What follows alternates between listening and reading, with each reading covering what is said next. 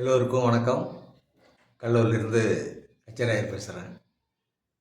அதாவது பல்லவர் குருகுலம் அப்படின்ற தலைப்பில் நிறைய எபிசோடு போட்டுட்டு வரேன். இன்றைக்கி மருத்துவத்தை பற்றி பார்ப்போம். மருத்துவத்தினுடைய நோக்கம் என்னென்னா, ஆரோக்கியமாக நீண்ட காலம் வாழறது எப்படி, அது சம்மந்தமானது தான் இந்த மருத்துவம். இந்த மருத்துவம் இப்போதைக்கு பல துறைகளாக பிரிந்து செயல்படுது. ஆலோபதி, சித்த வைத்தியம், யுனானி, ஆயுர்வேதம், பிராணி ஹீலிங்கு, ரேக்கி ஹீலிங்கு, வர்மம், இப்படி பல ரூபத்தில் பிரிஞ்சு செயல்படுறாங்க. நோக்கம் என்னவோ, நோயற்ற வாழ்வே குறைவற்ற செல்வம். எவ்வளோ செல்வம் இருந்தாலும் நோய் இல்லாத வாழறது ஒரு பெரிய விஷயம். ஏன்னா இப்போ இருக்கிற காலகட்டத்தில் நோய் இல்லாத வாழறதுன்றது ரொம்ப கடினமான ஒரு விஷயம். ஏன்னா பொல்யூஷன் கெட்டுடுச்சு. ஏன்னா நம்ம சுவாசிக்கிற காற்று ஆக்சிஜன் நிறையா இருந்தால் தான் அது கார்பன் டை ஆக்சைடில் வெளியே வைக்கும். நம்ம இழுக்கிறதே கார்பன் டை ஆக்சைடு எடுத்தோம்னா என்ன பண்ண உடம்பு? அதனால் வாயுமண்டலம் கெட்டு போச்சு. இந்த சூழ்நிலையில் நம்ம எப்படி சமாளித்து நீண்ட காலம் ஆரோக்கியமாக வாழறது அப்படின்றது தான் பார்க்கணும். இப்போ ஆலோபதி பற்றி தெரியும். இப்போ தான் சித்தா, ஆயுர்வேதம்லாம் இப்போ டெவலப் ஆகிட்டு வருது.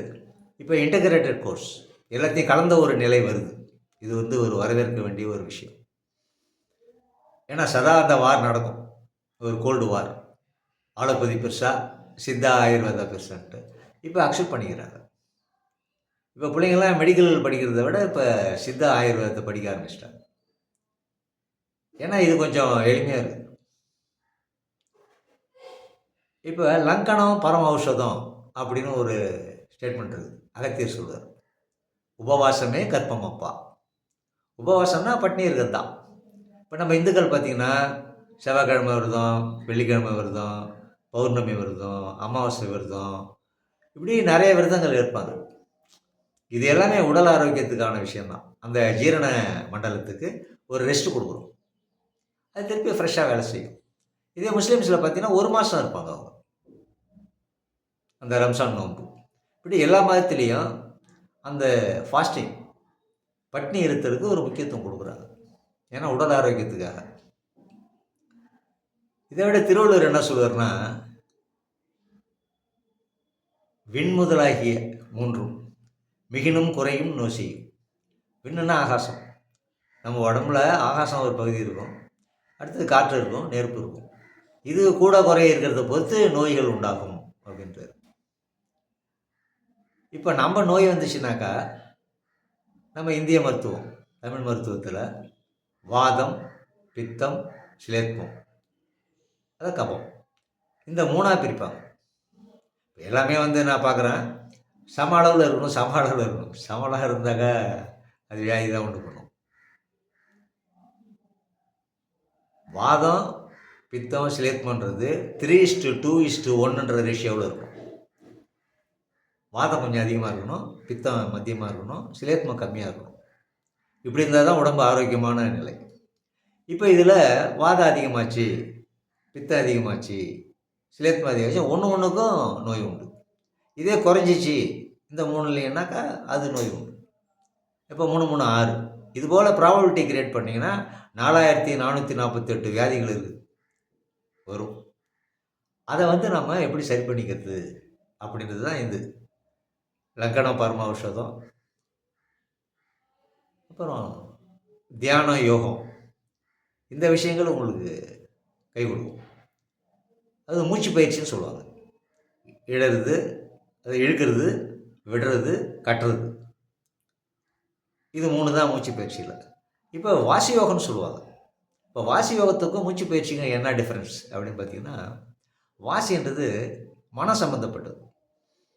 இப்போ மூச்சு இழுக்கக்குள்ள அந்த மனம் காற்றோடு போகணும், திருப்பி அது வெளியில் வரும். மனம் அந்த காற்று கூடயே பயணிக்கணும். அது மாதிரி பயணிச்சிங்கன்னா உங்களுக்கு அதனுடைய முழு எஃபெக்ட் கிடைக்கும். இப்போ திருமூலர் சொல்லுவார், மூலக்கணலை காலால் எழுப்பும் கருத்தறிவித்து. கால்னா இந்த இடத்துல காத்து கொண்டு மூலத்தில் இருக்கிற கணலை எழுப்பணும் அப்படின்னு சொல்கிறார். அப்போ மூலன்றது எது அப்படின்னா, எருவிடும் வாசலுக்கு இருவிரல் மேலே, கருவிடும் வாசலுக்கு இருவிரல் கீழே, உருவிடும் ஜோதியை உணரவல்லருக்கு கருவிடும் ஜோதி கலந்து நின்றானே. அப்போ மூலாதாரன்ற இடத்த அவர் ஸ்பெசிஃபை பண்ணுறாரு. இது உங்களுக்கு புரிஞ்சிருக்குன்னு நினைக்கிறேன். அப்போ அங்கே ஒரு கணல் இருக்குது, அந்த கணலை காத்து கொண்டு அதை வாசி கொண்டு எழுப்பணும் அப்படின்றார். அதை குண்டலி அதனுடன் கூடிய சபை விண்டெழு மந்திரம் வெளிப்பட உரைத்து. குண்டலினின்னு ஒன்று இருக்குது, அது வெளிப்படைஞ்சுன்னா சக்தின்றது வெளிப்படும்.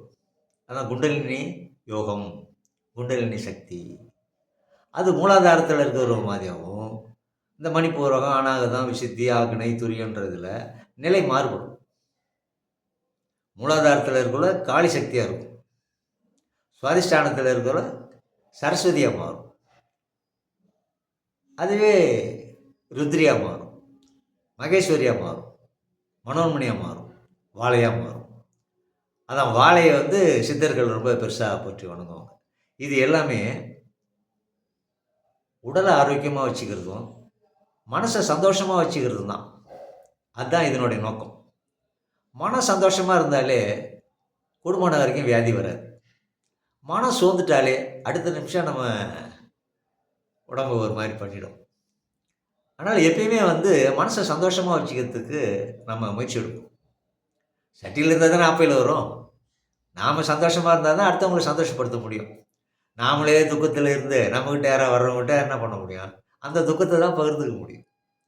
ஸோ எந்த வித தந்திரமாவது செய்து நீங்கள் சந்தோஷமாக இருக்கும்,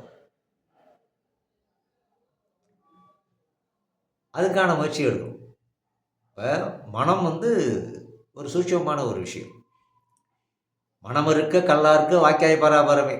இந்த பராபரன்றது ஒன்று இருக்குது, அதுதான் பிரம்மன்றது சொல்லிட்டு இருப்பேன். அதை நோக்கி பயணிக்கணும். அப்போ மனமே அறிவாய், அதுவே ஆனந்தமாய். மனம்தான் அறிவாக மாறுது. அந்த அறிவு தான் ஆனந்தத்தை கொடுக்குது. இதை எப்படி சித்தர்கள் சொல்லுவாங்கன்னா, அன்னமய கோஷம், பிராணமய கோஷம், மனோமய கோஷம், விஞ்ஞானமய கோஷம், ஆனந்தமய கோஷம். ஆனந்தமாக இருக்கிறது தான் எல்லாம் விரும்புவாங்க. ஆனால் ஆனந்தமாக இருக்கிறதுக்கு அறிவு வேணும், அறிவுக்கு மனம் வேணும். மனம் அறிவுன்றக்குள்ள இதுக்கு என்ன டிஃப்ரென்ஸ்? பண்படுத்தப்பட்ட மனமே அறிவாக மாறுகிறது. The experience mind is called intellectual. இப்போ புத்திசாலித்தனம் அப்படின்னா அது ஒரு பர்ஃபெக்ஷன், மனதினுடைய அடுத்த கூறு. இப்போ மனம் போன போக்கில் போனால் நிறைய ஃபெயிலியர் தான் வரும். மனதுக்கும் அறிவுக்கும் சதா சம்பாஷணை நடந்துகிட்டே இருக்கும். அதில் மனம் ஜெயிச்சிச்சுன்னா நீங்கள் தோல்வி தழுவீங்க, அறிவை ஜெயிச்சதுன்னா நீங்கள் வெற்றியை அடைவீங்க. அடுத்தது பார்த்திங்கன்னா பிராணன். பிராணன்னா காற்று. அதுக்கு அடுத்தது அன்னம். அன்னன்றது சாப்பாட்டு வழியிலையோ, தண்ணி குடிக்கிறது வழியிலையோ, சுவாசிக்கிறது வழியிலோ, பார்வையின் மொழியிலோ, கேட்கறது மூலியமாகவோ, கண்டு கேட்டு உண்டு உயிர்த்து உற்றறியும் ஐம்புலனும் ஒன்றோடி கணைய உள்ள, இதுக்கு இடையில தான் அந்த மனன்றது இருக்குது. அப்போ இது மூலமெல்லாம் மனம் பாதிக்கப்படும். அப்போ சொல்யூஷன் தேடும். அப்போ அந்த பாதிப்பை சரி பண்ணுறதுக்கு மனமும் அறிவும் சதா சம்பாஷணையிலே தான் இருக்கும். அப்போ அறிவாளின்றதும் முட்டாளன்றதும் நாம் எடுக்கிற முடிவை பொறுத்து தான் இருக்குது. அதனால் சந்தோஷமாக வாழணுன்றது தான் நம்மளுடைய குறிக்கோள். அதுதான் ஆயுளை நீட்டக்கி பண்ணும், அதுதான் உடம்பு ஆரோக்கியமாக வச்சுக்கும். இப்போ மருந்துன்னு எடுத்துப்போம். உடம்பு சரியில்லாத ஆயிடுச்சு அப்படி சொன்னாக்கா நாம் பச்சளை மூலிகைகள் எடுப்போம். அதுவே காய வச்சு சூரணமாக சாப்பிடுவோம். அதுவே கொஞ்சம் வெல்லம் போட்டு கிளறி லேகியமாக சாப்பிடுவோம். அதுவே கொஞ்சம் விதைகள்லாம் சேர்த்து புளிக்க வச்சு அதை வடிகட்டி அரிஷ்டம்னு சொல்லுவாங்க, அதை சாப்பிடலாம்.